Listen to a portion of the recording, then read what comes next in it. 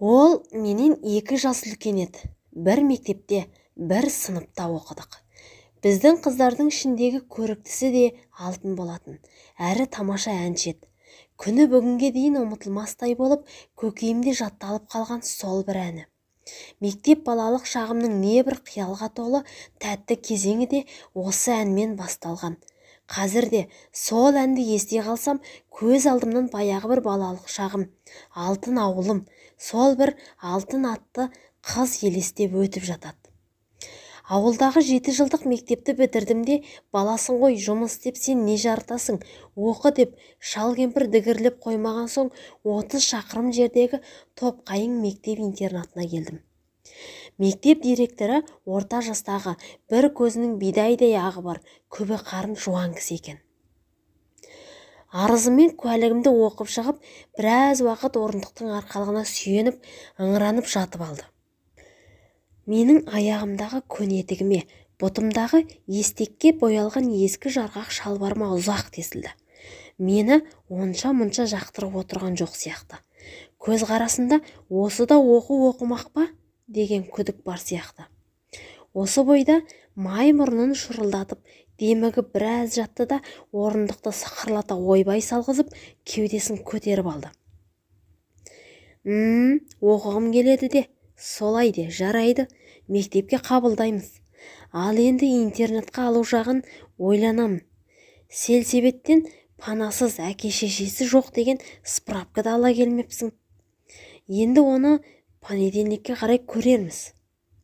Директор шаршап шалдығып бір ауыз сөзді зорға тауысты да, арызымды стол үстіне серпе салып, арқалыққа сылқ етті. Тағы да дым сызбай үнсіз жатты. Не де болса бір лебізін естіп кетейін деп, мен де мәз бақпай отырып алдым. Өзіме белгілі, егер интернатқа қабылдамаса, оқи алатын түрім жоқ. Бір заманда барып, жатар жерің бар ма еді? Жоқ болса, интернаттың жатағына бірдеме етіп түнеп шығарсың. Ертең кел деп қыр ете қалды. Көмекейінің бостау екенін сезген соң, алмай қайда барарсың деген оймен үндемей ғана аяғымның ұшымен басып тысқа шықтым. Өзім өз болып түзге аяқ басқаным осы. Ағайын жұрағат жоқ. Қондыра қойшы деп танымайтын адамдарға киіп жарып жетіп баруға ұялдым. Амал жоқ, қысыла-қысыла жатаққа келдім. Жатақхана барақ сияқты ұзыннан ұзақ сопайған зал екен. Бөлменің қақ ортасында діңкиіп қара қожалақ пеш тұр. Көгендеген қозыдай қатар-қатар жопырлаған кереует. Ашылып-шашылып жатқан төсек орын. 5-6 бала стол басында кітап оқып отыр екен. Мен бөлмеге кірісімен кітаптан бастарын алысып, ит көрген мысықтай үдірейе қалды. Аяқ киімін шешпестен төңкиіп төсек үстінде жатқан кекіл шашты имиген қара басын көтеріп алды да, менің бас аяғымды шолып шықты. Сосын дүрдеген жалақ ернін жалап-жалап қойып, немене, интернатқа түстің бе деді. Сөз ыңғайына қарағанда осындағы дөкейлердің бірі болса керек. Қондырмай қуып шығама деп қауіптендім де, деп бас изеген болдым. Қай сыныпта оқисың? Атың кім? 8-ші, есімім Қасым. Дөйт деген, бірге оқиды екенбіз ғой. Кел деп, менің жаныма әзер, ешкім жоқ, мұнда орын жетпейді, 2 балаға бір ғой. Кел, дорбаңа да орын табылады, менің сандығым үлкен деп киіп жарып барды. Өзі келіп арқамнан қақпайлап төсегіне отырғызды. 2 туып бір қалғанымдай-ақ асты үстіме түсті. Немене, мұның іші толған бауырсақ шығар? Жоқ, әншейін киім-кешектер ғой. Сол-ақ екен, оның қабағы салбырап жөнелді. Әлгіндей емес, үйірсектігі басылып, быржайып-тыржайып маңдайы жеріліп кетті. Дегенмен ренішін білдіргісі келмей, оның да дұрыс. Аштан өлмейсің. Осында әлдекімдер сыртқа шыға қалса болды, қабының сыртынан майын ағызып тамызып, бауырсақ арқалап жүреді. Жүрегің айниды деп тыжыранып қойды. Ішімнен, ой көзелім-ай, егер осы дорбаның ішінде бауырсақ болып, алдыңа ашып қойса, Әйшеға қарамай-ақ күйсер едің-ау деп отырмын. Кірпия істей қалған мына неменің. Бұдан кейін ол менімен көп сөйлескен жоқ. Кітап оқып отырған аласа бойлы қара домалақ балаға бұрылды. Ей, жарық жұлдыз, сен бәкене өнемейсің ғой? Қасым екеулерің жатсаңдар қайтеді? Менің Көйкем екеумізге тар келетін шығар деп менің дорбамды алды да қатардағы төсектің үстіне лақтырып жіберді. Қара домалақтың тостағандай екі көзі жапақ-жапақ етіп неге лақтырасың деп міңгірлегеннен басқаға шамасы келмей қалды. Қап, мына бүкірдің қорлығын-ай, әттең ауылда болсаң шамам жетпесе де бір айқасар едім-ау деп зығырданым қайнап тұр. Амал жоқ, ауыл итінің құйрығы қайқы келеді деген осы. Ара кідіріс болған жоқ. Кешкі апақ-сабақта бөлмеге тықылдаған ақсары әйел кіріп келіп, жұрттың апшысын қуырып, апалаң-топалаңын шығарды. Бұл не жатыс? Көйкені неге заправить етпегенсіңдер деп діңкілдеп жөнелді айгеп. Сен неге киімшең төсекте отырсың? Пожаркадан өтіп пе едің өзі деп екі ортада мені де бүркіп әкетті. Бір жағынан қосарланы білмеген қара шықты. Өй тәте, бұларға күнне мың айтсаң да тыңдамайды. Кім ол тыңдамайтын? Қайсысы? Мынау анау деп имеген қара ешкімнің атын атап бере алмады. Біздің үйде су таусылып қалған екен, бір-екі баланы жүгірте қойшы деп имеген қараға әмір етті де, әйел көп аялдамай аяғын тық-тық еткізіп, есік жабылысымен-ақ имеген қара төсегіне тағы да киімшең сылқ түсіп, қолына кітап алды. Басқалары да сатыр-сұтыр қағаз бетін ашып жатыр. Әрі-беріден кейін ал суға кім барады деп имеген қараның дауысы естілді. Жым-жырт. Дәл ертең емтихан тапсыратындай-ақ жапа-тармағай мұрттай ұшып кітапқа қадалысып қалыпты. Бос отырған мен ғана. Бастық сымақтың қақарына жарық жұлдыз ілікті. Жарық жұлдыз, ей, бүгін сенің кезең емес пе еді? Барып келсеңші, бос отыр екен, қасыңа мына Қасымды ертіп ал. Жарық жұлдыз орнынан қынжыла көтерілді. Әзірге сыйыса қоймаған бөтен балалардың ортасында тікен басқандай ыңғайсызданып отыр едім. Мен де барсам барайын дедім. Құтылдық па дегендей кітаптар қайтадан сатыр-сұтыр жабыла кетті. Жарық жұлдыз екеуміз қабырғасы ырсиған тырақы көк атты бөшке орнатылған шоқалақ арбаға әкеп жектік. Бұл көк атта бір, бізде бір қу жанға тыныштық жоқ деп ит ашуын тырнадан алады демекші, жарық жұлдыз шыға көк аттыға сойылдап алды. Ие қанбаған сірі пұшпақтай көн арқаға сойыл сарт-сұрт дегенде көкшалақ құйрықты шыбжың еткізіп арындап тұрып алды. Сойыл тағы көтерілгенде тура төбеге ыңғайланып бөксені көтеріп тастады. Қап, мана талақ тигірдің қорлығына я? Ту, сонау өзенге барып қайтқанша түн жарым болады. Бұл ырсиған неме өстейді енді деп жарық жұлдыз бұрқылдап сөйлеп жүр. Көк шолақтың оны сезер түрі жоқ. Құйрықты тағы да бір-екі рет бұлғап тастап, орнынан әзер қозғалды. Жарық жұлдыз сөзшең екен. Кейіннен білдім, шын аты Қомшабай болып шықты. Неге екенін кім білсін, жастайынан еті үйреніп кеткендіктен бе, әлі күнге дейін танауының суы жиылмайтын көрінеді.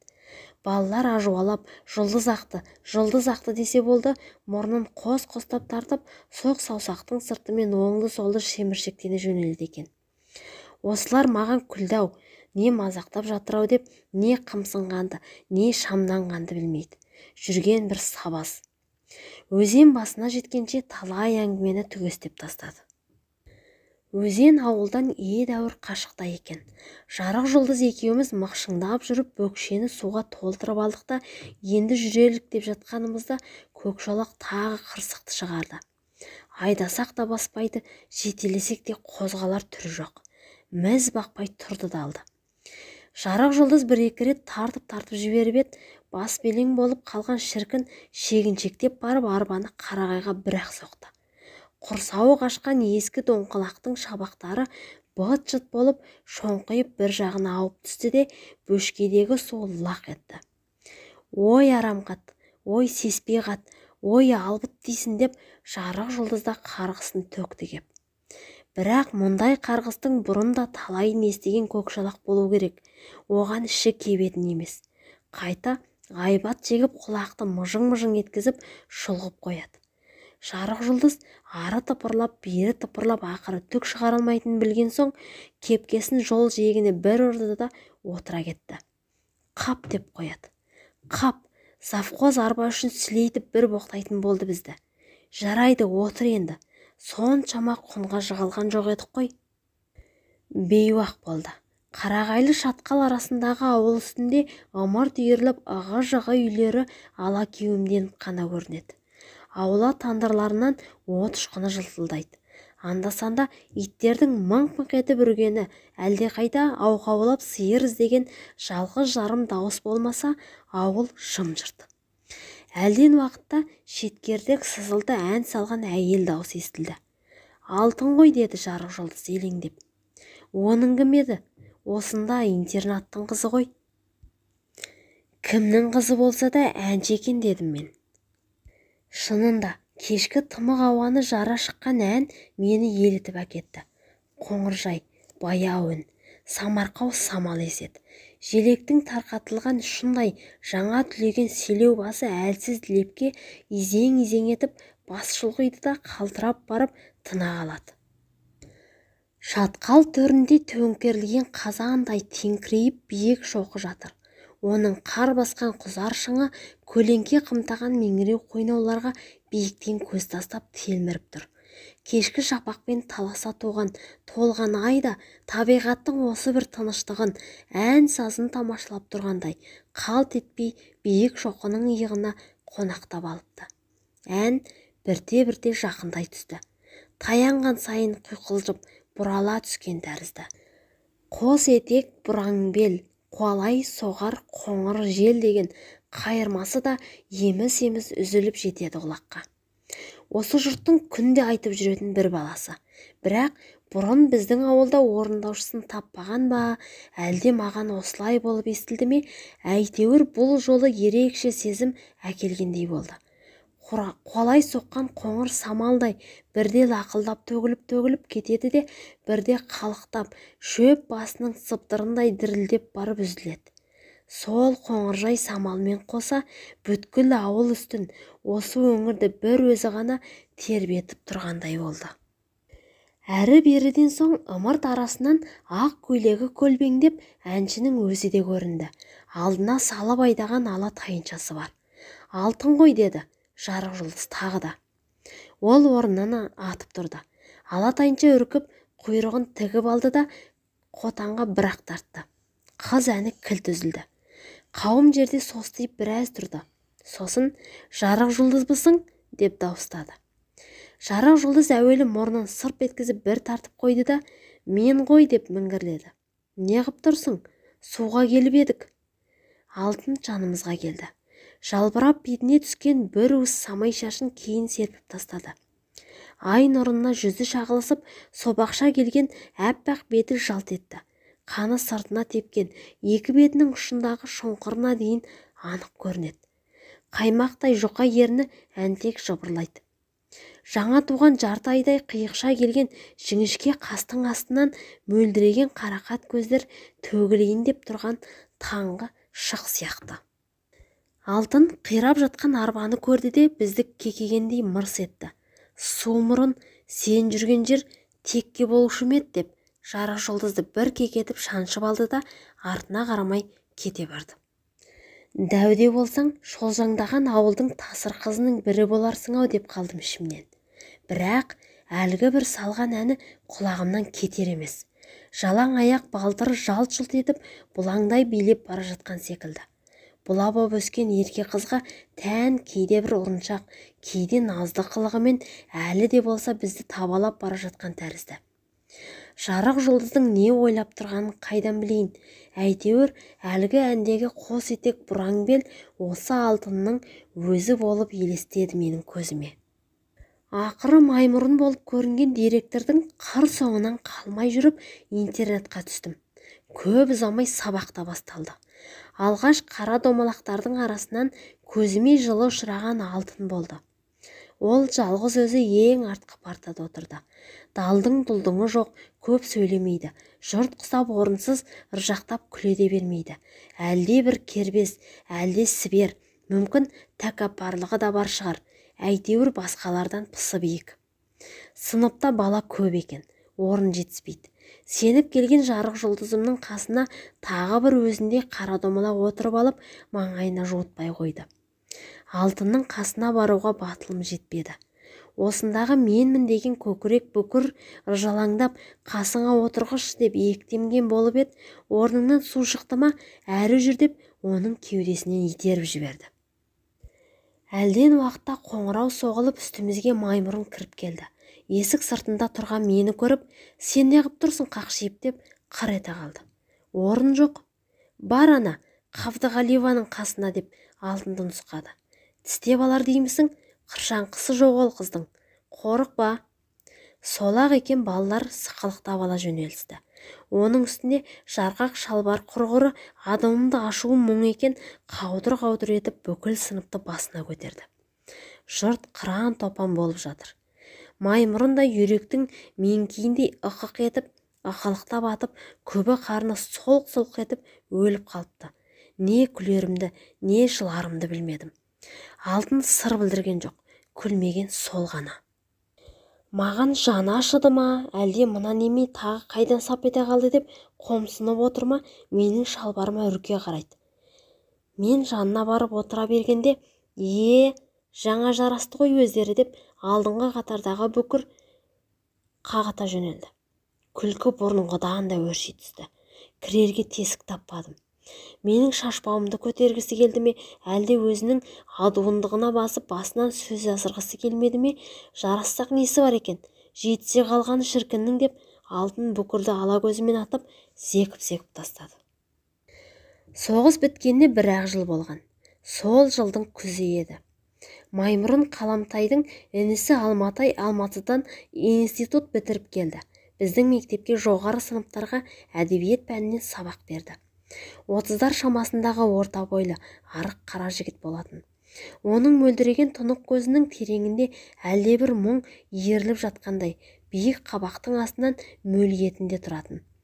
Алқымында балық желбезегіндей қатпар-қатпар болып сыңсып жататын ескі жарадан қалған қызыл жақа тыртығы бар еді. Ауыл ішінде жұрт, әсіресе балалар, ат тағуға шебер ғой. Келе салақ үлкен кішіге бірдей тыртық атанып кетті. Сабырлығы ма, әлде тұйықтығы болар, көп сөйлемейтін. Оқушыларға айғай-ұғай қаталдығы да жоқ еді. Сабақты да мейлінше жақсы түсіндіретін. Жалпы оның қолынан сынып журналынан басқа не дәптер, не кітап көрген емеспіз. Күллі әдебиетті жаттап алғандай мүдірмей соғып отыратын. Неге екенін өзім де білмеймін. Алғашқы күннен-ақ Алматай маған қатты ұнап қалды. Оның әрбір сабағын асыға күтіп, әрбір әңгімесін аса бір ләззатпен ұйып тыңдаушы едім. Реті келгенде өзімді көрсеткім кеп орынды-орынсыз киіп кетіп, сұрақ қойып, сабақ сұрай қалса, ағай мен айтайыншы деп өңеште беретінмін. Бірақ ол маған 4-тен асырып баға қойған емес. Қайсы бір қулар бір күнгі тапсырманы зырылдатып жаттап 5 алып жатады. Оларға қарағанда әдебиет жөнінен сауатым көш ілгері сияқты. Кімнің ішінде алтын жатқан сезбейсің ау деп өзімше Алматайды сөгіп қоямын. Бірде Алматай мені сабақ артынан алып қалды. 2-ші сменада оқушы едік. Қас қарайып, сағым бұлдырап кеткен. Есікті қымтап жауып, қасыма келіп отырды. Үн қатпастан иығыма қолын артып қойып, бетіме тесіле ұзақ қарады. Отырып әлден уақытта, бала, сен мезгіліңнен бұрын есейіп кетерсің осы, деп бірдеңені діңк еткізді. Түсінбей қалдым. Оның не айтқысы келіп отырғанын мен де ұқпадым. Мен де оның бетіне қадала қарадым. Қан сөлсіз ажарында тығылған ашудың да күлкінің де ізі жоқ секілді бұл шақта. Мұңды көздері тақаса алмай тайып кетті. Тайып кетті де аяғының басына барып бірақ тоқтады. Ине жоғалтқандай үңіліп көп отырды тағы да. Салалы саусақтары жыланша сумаңдап басыма өрмелеп барады. Ұйпалақтап шашымды сипай бастады. Төбе құйқамда суық сынап тамшылары жүгіріп жүргендей болды. Жақтырмай қалдым бұл қылығын. Қолын қағып жіберіппін. Алматай да өзінің не істеп отырғанына есеп бермеген болуы керек, ыңғайсызданып ығыса түсті. Алматай орнынан тұрып кетті. Стол қасына барып, сынып журналын аударып төңкеріп, сапырыстыра бастады. Қайтадан маған бұрылды. Сен маған өкпелеп жүрген жоқсың босы? Неге? Баға үшін? Жоқ. Онда жөн екен. Сен өзіңді басқамен салыстырма. Кімнің қандай бірлігі бар, ол маған 5 саусақтай белгілі. Біреу мектеп бітіру үшін оқып жүр. Оған баға керек. Енді біреулер, мәселен сен сияқты. Сен өзің әдебиетші болсам деп армандаймысың? Армандасаң болды. Маған керегі де осы. Осыдан артық баға да жоқ оқушыға. 3-4 деген сенің әдебиет туралы қазіргі өреңе өлшем бола алмайды.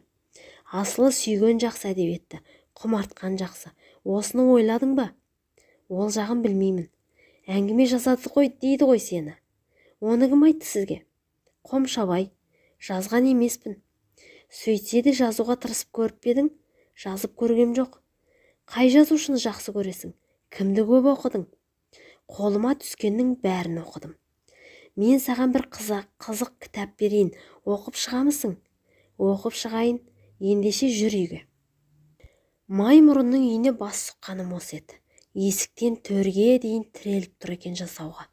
Еденде қабырғаға құрып тастаған кілем тұр. Ине шаншар жер жоқ, көздің жауын алады. Абайсызда бір аттап барып, аяғымдағы дорбайған қайыс бәтеңкеме көзім түскенде іркіліп босағаға шегіндім.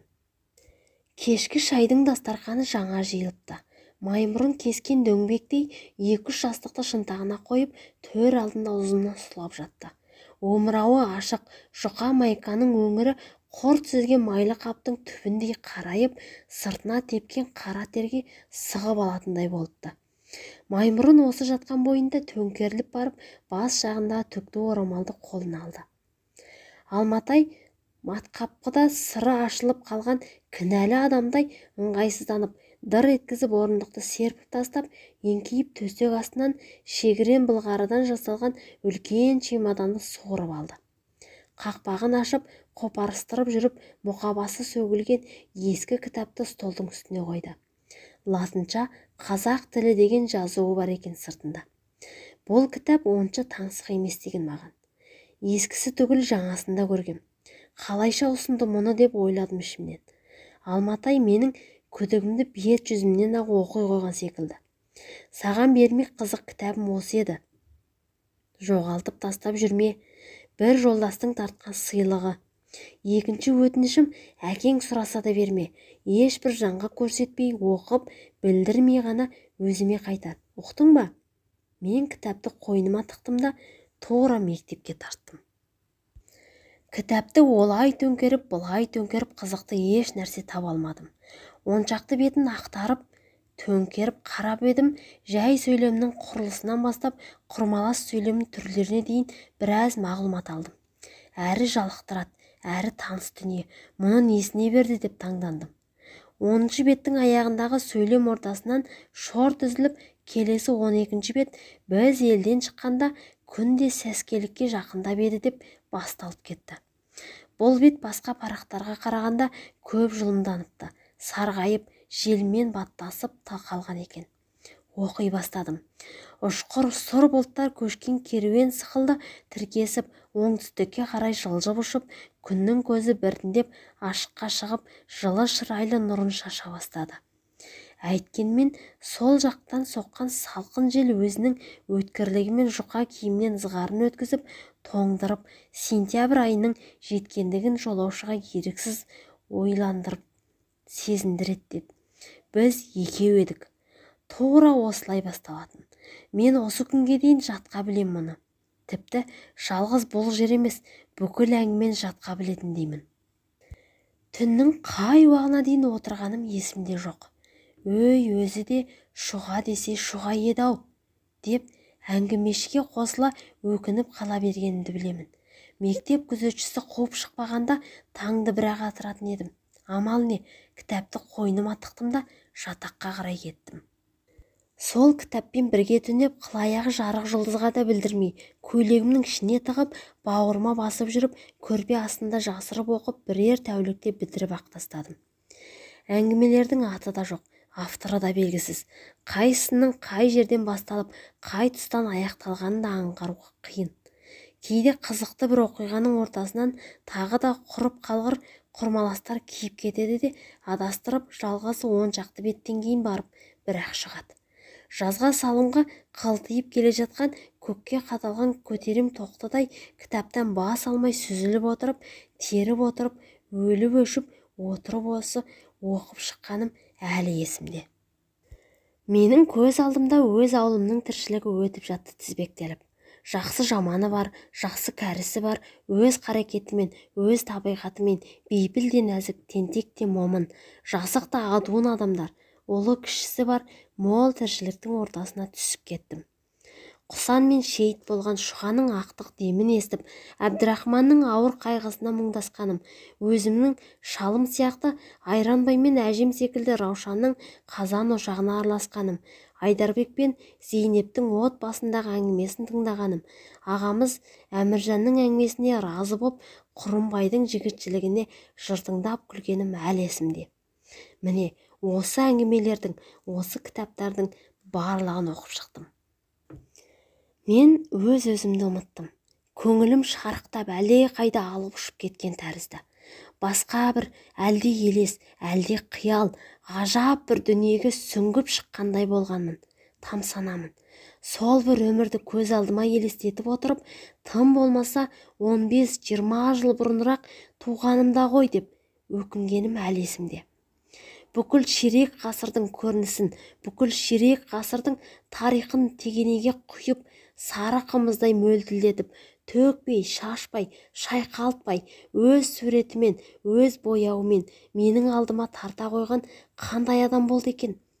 Әр әңгімені қайта-қайта сан рет оқып шығып, көз майымды тауысып отырып, таң асырып жүріп, Шұғаның белгісін көшіріп алғаным әлі есімде. Осы сөз, сурет өнерінің асыл қазынасын маған жеткізген, сарғайып тозған қазақ тілін бауырыма басып, көне кітапқа қатты разы болғаным әлі есімде.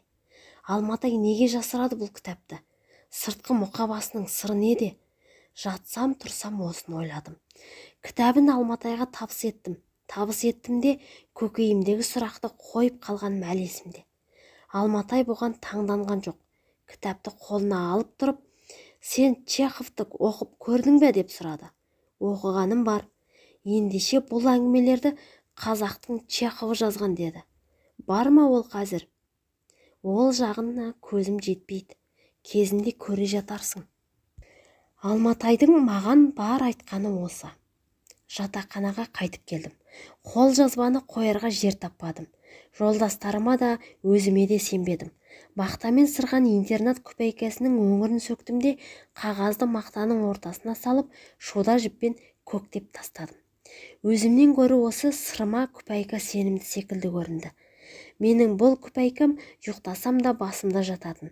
Кейде ұйықтап жатып, жастығым тықыр етсе, біреу күпәйкемнің парша-паршасын шығарып сөгіп, Шұғаның белгісін іздеп жатқандай шошып оянатынмын. Анда-санда жұрттың көзінен аулаққа, құла түзге шығып кетер едім. Күпәйкені сөгіп, қол жазбаны құмарлана оқып, әттең шіркін, әңгіме иесін бір көрсем-ау, осы көшірмені өзіне көрсетсем деп армандаушы едім. Әй, Алматыға бара қалсам, көретін шығармын-ау деп өзімді өзім жұбатып та жүрдім. Бірақ менің бұл үмітім 10 жылдан соң шорт үзілді.